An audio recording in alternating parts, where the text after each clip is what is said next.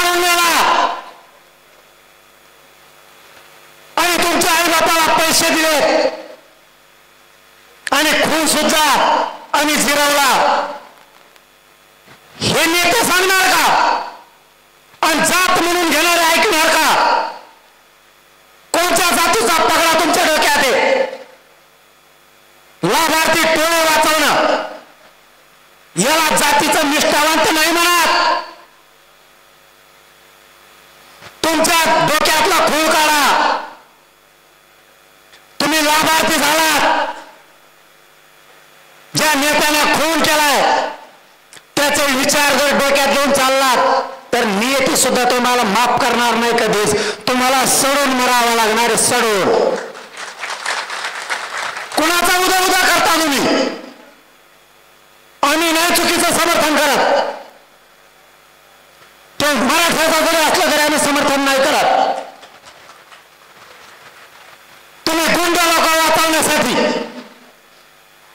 समर्थन करता आणि या माय माऊलीला उघडं पाडता.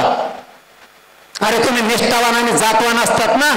आणि इथून पुढे सांगतो, जर तुम्ही जातवान असाल, माझा आव्हान आहे तुम्हाला, तुम्ही अस्सल फक्त असाल आणि जातवान असाल तर या ताईच्या पाठीशी उभा राहा. तुम्ही जातवान नसाल तर उभा राहू शकत नाही. अन्यायाच्या बाजूने उभा राहायचं शिका.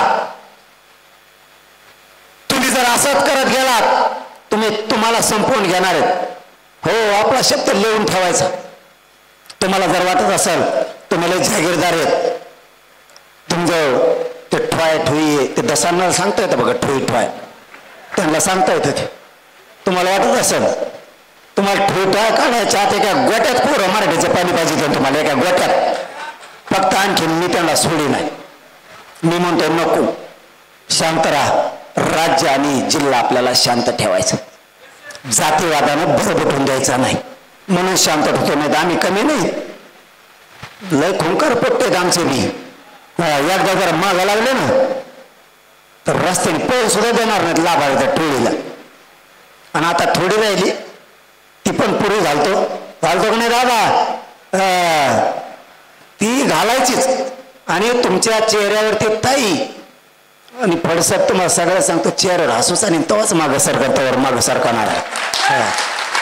तुम्ही हयात आहे तोपर्यंत तुमच्या पोराचे मारेकरी फासावर दिसतील तुम्हाला. तुम्ही डोळ्यानं बघणार तोगड्या. माझ्या पोरांना ज्याने तोडलं त्याला जर फाशी होती, त्याने तुमच्या दारात तो फावा दिला, आपण सगळे जण जाऊन त्याच्या दारात तो फावायचो. सुट्टी नाही. इथं जसं तसंच होणार. मी आहे तेव्हा, जवळ माझं शरीर मला साथ देत तेव्हा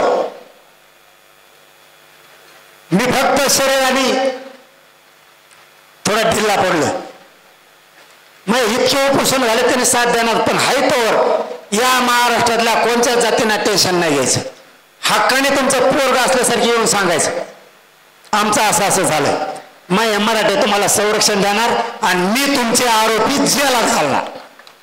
त्याची काळजीच करायची नाही. फक्त नावेला जाणं, जोपर्यंत मी आहे तोपर्यंत. फक्त जाताना माझं एक तुम्हाला आता शेवटचे हात जोडून विनंती, जात कोणची असू द्या मराठ्यांनो, हा गदिली की लेकीबाईच्या मदतीला येत जा. काय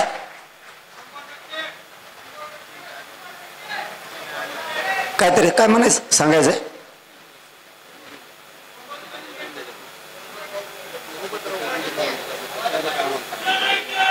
नाही आलं काय गरज नाही मला कोणाची. त्याला काय हे बघा, मी वेगळ्या तत्वाचा आहे. माझे तत्व काही न पटत नाही. येणारा आव्हान करा, काय करायचं त्यांना आव्हान? ते का झोपले काय? त्यांना कळत नाही का? त्यांच्यावर वेळ आल्यावर आपण जायचं नाही. त्यांच्यावर वेळ आली का आपण जायचं नाही. धोपटे द्या त्याला, धोपटेणार आहे. लाभार्थी टोळी त्याला आणणार आहे. ते कोणाला सोडणार नाही. समाजाला सोडून आपण लांब गेलं की लाभार्थी टोळीने त्यांना हाणलंच. त्यामुळे हे म्हणायची कोणाला गरज नाही. फक्त माझी सगळ्यांना एक विनंती, हाक मारली कोणाचीही लेखबाळ असू द्या, कोणत्याही जाती धर्माची असू द्या, आपण ताकदीनं त्यांच्या पाठीशी उतरत जात जाऊ. उभा राज्याचो आणि आजपासून बीड जिल्ह्यासह महाराष्ट्रानं स्वर्गीय महादेव भैया मुंडेचा लढा हातात घेतला. न्याय मिळेपर्यंत हटायचं नाही. परळी दहशतमुक्त टोळीपासून करायची. टोळीपासून ते एक आयडिया करतात. आयडिया आपण टोळीला बोलला का ते म्हणतात आमच्या वंजाऱ्याला बोलले. वंजारी वरगडे देत मध्ये ती आता वंजाऱ्याने बोल केलं लाभार्थी टोळीला आपण बोलतो संपवायचं ते म्हणतात वंजाऱ्याला संपेन म्हणतो. वंजाऱ्याने काय केलं आमचं त्याने काय केलं आमचं हे वंजारी नाही धंदे कोण तू एकटाच वंजाऱ्यात लागून गेला भाऊ कोण हे गाचपाने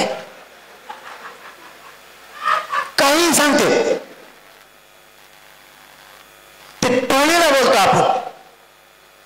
आणि ही टोळी संपवायचं लागणार आहे तेव्हा 18 पगड जातीचे लोक गुन्ह्यागोविंदाने नांदणार आहेत. ही टोळी संपवायचं लागणार. चांगल्या लोकांना सुद्धा यांच्यातल्या खूप त्रास व्हायला लागलाय. आता यांचे बी माझे मित्र आहेतच ना चांगले चांगले मोठ्या मोठ्या दर्जाचे अधिकारी आहेत ते सुद्धा सांगतात हे पसंत नाही राहावं आम्हाला पण काय करावं. मग मी करतो तुम्ही काही करू नका मी करतो बरोबर यांना सगळ्यात. फक्त माझी शेवटी जाताना पुन्हा एक विनंती एका हाकीवरती एवढे आलात म्हणून मला तुमचा गौरव आहे. माझ्या जातीला इतकं नाव ठेवायचे एक होत नाही खेकड्यावणीचे टांगड्याच उडी ती एका नाकाला पुढे जाऊ देत नाही अशी वेळ आली ते आपल्यावर म्हणायचं या जातीत जन्म घेऊन उगत काहीच उपयोग नाही झाला. आज प्रत्येक मराठा म्हणतो आणि मी सुद्धा म्हणतो जात असाव तर मराठ्यांसारखी एकजूट आणि एक विचाराने आणि